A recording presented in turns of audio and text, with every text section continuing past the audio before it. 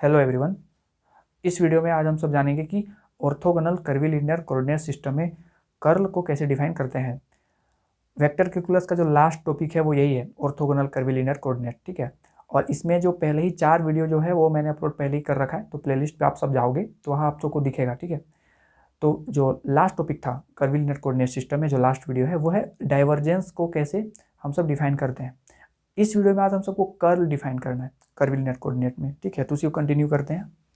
तो सपोज करें कि हमें कोई एक वेक्टर गिवन है, एफ वेक्टर, जिसका कि एफ कंपोनेंट है F1 और इसको लिखते हैं TU, F2 TB plus F3 TW।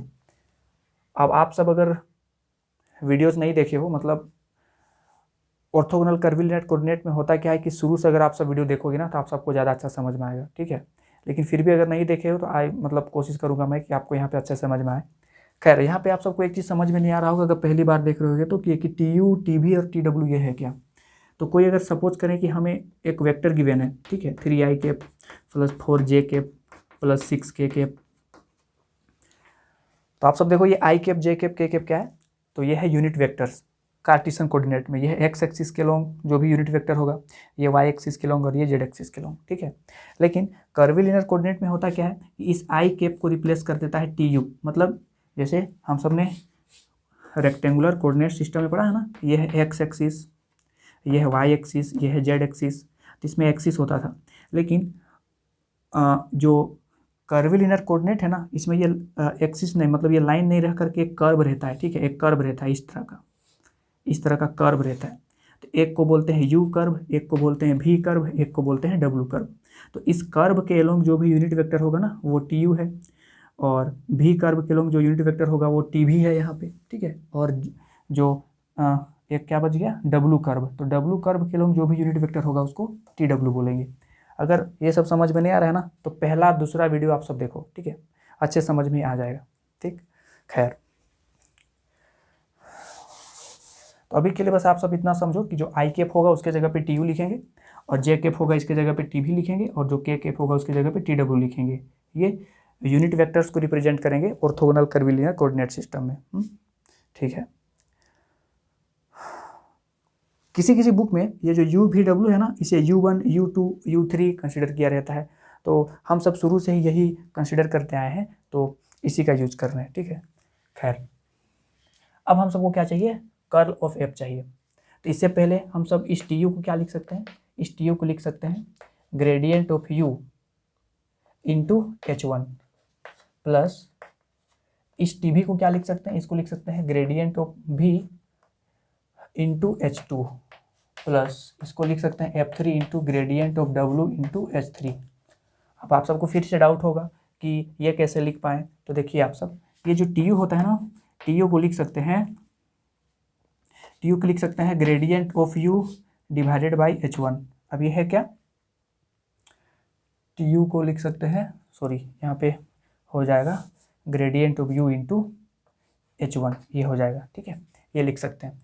इसका भी प्रूफ है, आप सब वीडियो देखोगे तो पता चलेगा। ठीक है, आप सब वहीं से, आप इसीलिए आप सबसे रिक्वेस्ट है कि आप सब जो ऑर्थोगोनल कर्वीलिनियर कोऑर्डिनेट है ना, शुरू से इसका वीडियो देखो सीरीज वाइज, तो आप सबको अच्छे समझ में आएगा। ये ग्रेड, इसका प्रूफ है। आप सबको यहाँ पे ये डाउट होगा कि H1 क्या है, तो H1 जो है वो है del R by del U। ठीक है, इसका मैग्नीट्यूड को H1 बोल रहे हैं।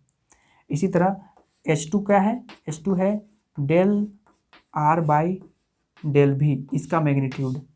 और H3 क्या है, H3 है del R by del W, इसका मैग्नीट्यूड है। इस सबको हम H1 H2 H3 का नेमिंग किया। ठीक है, अब हमको सबको जो वेक्टर्स है, वेक्टर का फॉर्मेट ये दे रखा है, इसका कर्ल चाहिए। तो अगर हम सब बोथ साइड में कर्ल फाइंड आउट करें तो curl of F is equal to क्या होगा, वो होगा curl of this whole function. ठीक है, तो हो जाएगा F1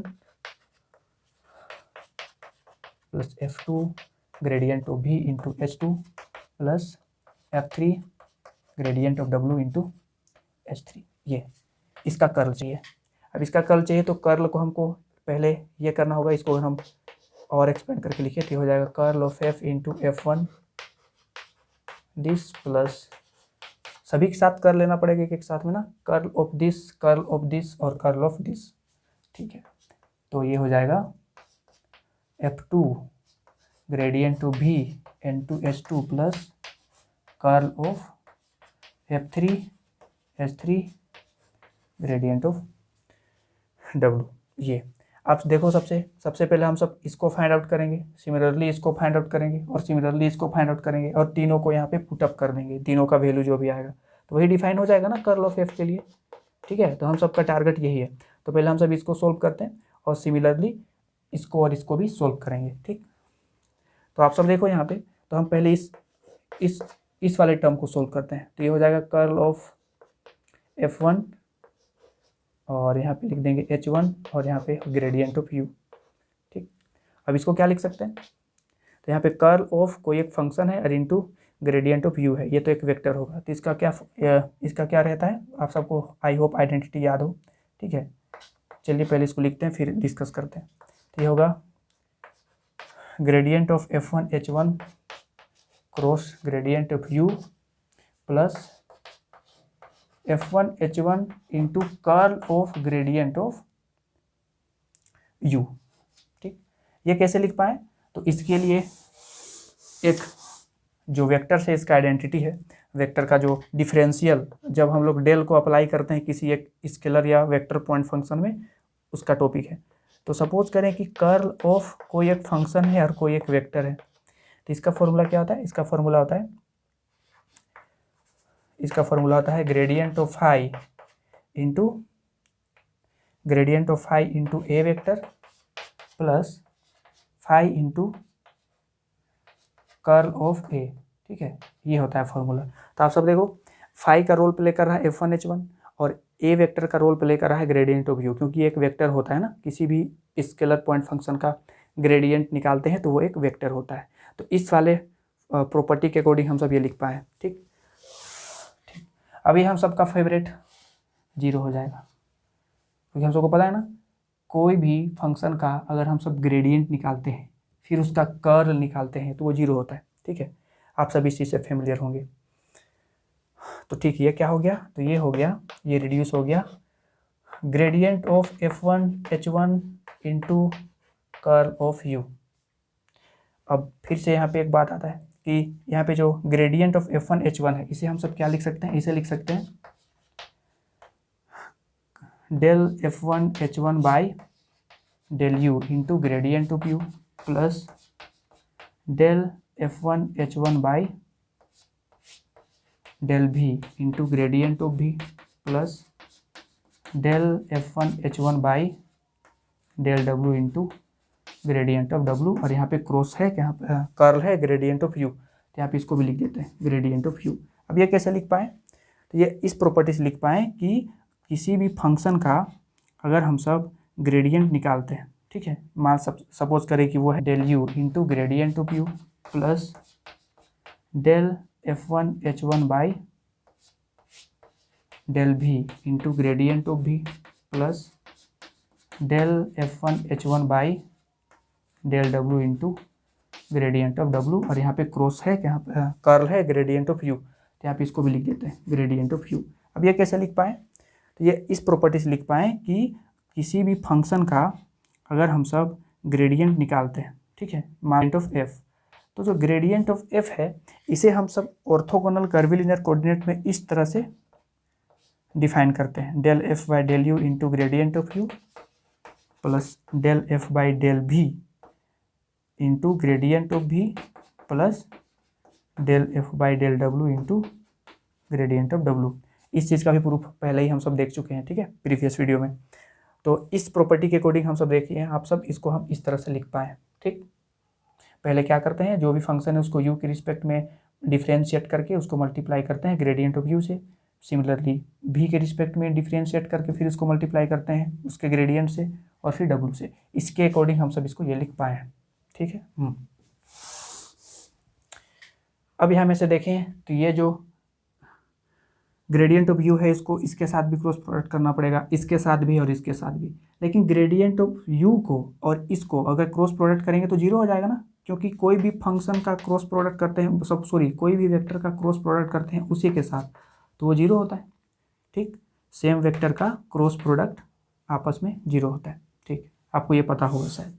तो इसको अगर इसके साथ क्रॉस प्रोडक्ट करेंगे तो ये तो पूरा जीरो हो जाएगा ना, तो बच क्या जाएगा फिर, ये हो जाएगा del F1H1 by del V into gradient of V in cross gradient of U। Similar अगर इसके साथ क्रॉस प्रोडक्ट करेंगे तो वो हो जाएगा del F1H1 divided by del W into gradient of W cross gradient of U। ये होगा ना। ठीक है, इसको और क्या लिख सकते हैं, इसको और लिख सकते हैं del F1H1 by del V। अब इसको क्या लिख सकते हैं, तो कुछ देर पहले शुरू में ही आप सबको एक यहाँ पे फॉर्मूला लिखाए होंगे कि ग्रेडियंट ऑफ U को लिख सकते हैं TU इंटू H1। ठीक, ग्रेडियंट ऑफ V को लिख सकते हैं TV इंटू H2 और ग्रेडियंट ऑफ W को लिख सकते हैं TW इंटू H3।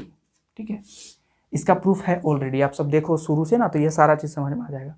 अब यहाँ में से अगर हम उसके अकॉर्डिंग अगर यहाँ से हम डेल V को रिप्लेस करना चाहे तो उसको क्या लिख सकते हैं, उसको लिख सकते हैं TV by H1 sorry H2। ठीक है, और क्रॉस इस ग्रेडियंट ऑफ U को क्या लिख सकते हैं, इसको लिख सकते हैं TU बाई H1 लिख सकते हैं ना, प्लस यहाँ पे देखें सिमिलरली इसको भी कैसे लिख सकते हैं, तो ये हो जाएगा del F1H1 by del W और डेल W को क्या लिख सकते हैं, इसको लिख सकते हैं TW by H3 cross TU by H1। ठीक है, ये लिख सकते हैं। तो ऊपर का मिटा देते हैं और आप सब देखो हम सब इसका वैल्यू निकाल रहे हैं। ठीक है, इस चीज़ का, इस टर्म का पहले हम सब वैल्यू निकाल रहे हैं। सिमिलरली इसको भी करना है, इसको भी करना है, तो एक को करेंगे तो बाकी सब आप समझ लोगे। तो हम सब इसको सोल्व करके यहाँ तक लाए।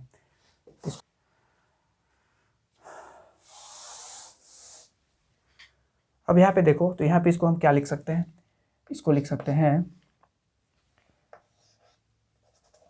ये कांस्टेंट है ना H1H2, तो इसको पहले लिख देते हैं 1 by H1H2 del F1H1 by del V और TB और TU को क्या लिख सकते हैं, TB cross TU।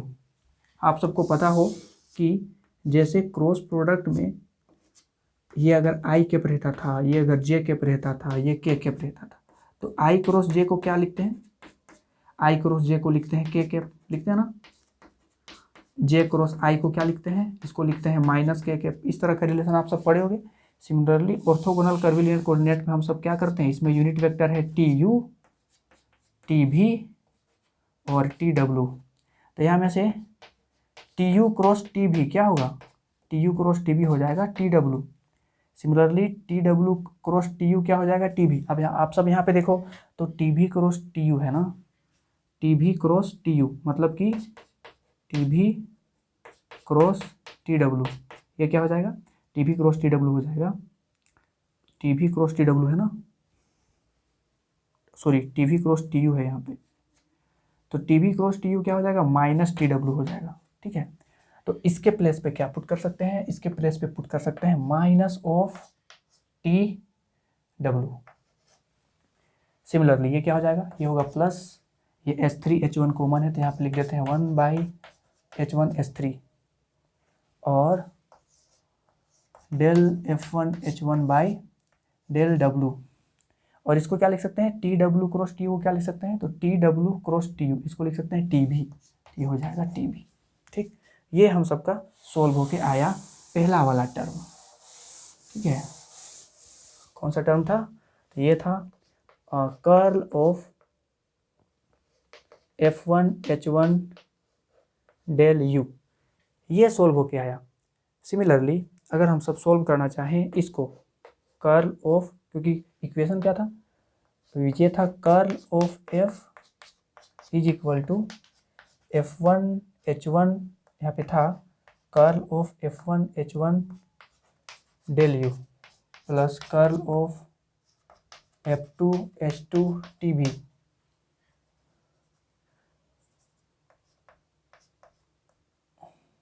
Del V plus curl of F3H3 gradient of W, ये था ना। तो इसमें हम सब पहला वाला टर्म को सोल्व करके ये लाए। सिमिलरली अगर सिमिलर वे में आप सब करोगे तो आप सबको curl of F2H2 gradient of V ये भी कुछ मिलेगा, ठीक है। Similarly curl of F3H3 gradient of W निकालोगे तो भी ये कुछ मिलेगा, ठीक है। तो इसको हम लिख देते। तो इस टर्म को सोल्व करके हम सबका ये आया। सिमिलरली अगर इन दोनों टर्म को हम सब सोल्व करेंगे तो ये मिलेगा, ठीक है। आप सब सोल्व करके देखना, आप सबका सेम टू सेम यही आएगा।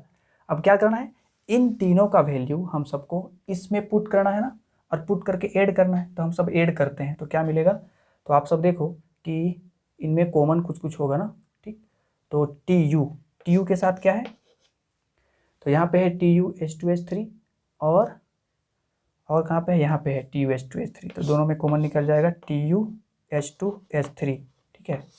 तो अंदर में क्या हो जाएगा, ये हो जाएगा del F3H3 by del B minus वो हो जाएगा del H2F2 by del W, ठीक है। ये आया पहला। प्लस दूसरा टर्म क्या आएगा, TB कहाँ पे है, तो TB एक यहाँ पे है और एक यहाँ पे है, ठीक है। इनमें से TB कॉमन निकल जाएगा और H3H1 कॉमन निकल जाएगा। तो रह जाएगा क्या, पहले प्लस वाला को लिखते हैं। तो ये हो जाएगा del F1H1 by del W minus del F3H3 by del del U है यहाँ पे, प्लस एक और टर्म क्या हो जाएगा TW बाई, कहाँ पे TW है, एक है यहाँ पे और एक है यहाँ पे, ठीक है। तो TW बाई H1H3 और अंदर में रह जाएगा डेल ये प्लस वाला है, पहले इसको लिखते हैं। तो ये हो जाएगा del F2H2 by del U minus del F1H1 by del V, del H1F1 by del V, ठीक है। तो ये हम सबका आ रहा है कर्ल, ठीक है, कर्ल ऑफ F। तो ऑर्थोगोनल कर्वीलिनियर कोऑर्डिनेट में हम सब इस तरह से कर्ल को रिप्रेजेंट करेंगे।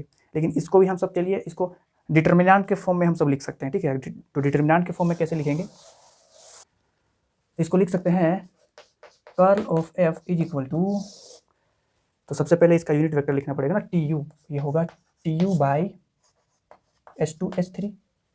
सिमिलरली होगा TB बाई H3H1 और फिर होगा TW बाई